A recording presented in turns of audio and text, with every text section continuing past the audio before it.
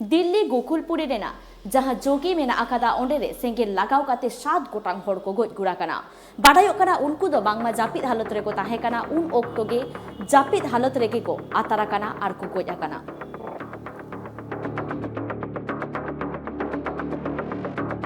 1 a.m. in the night, call was received in the Gokulpuri police station about fire in Jhukis.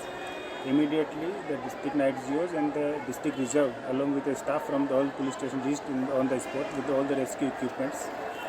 We also contacted the fire department, which responded very well. With the help of fire department, we could douse the fire by around 4 a.m.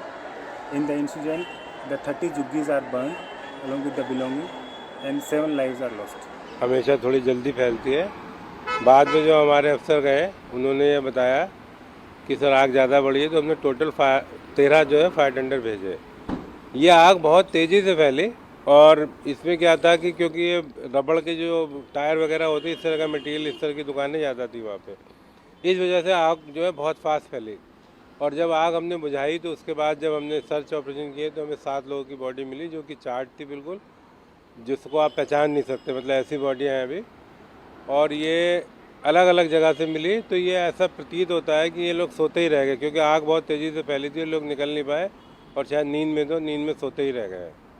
तो अभी तक की ये position है।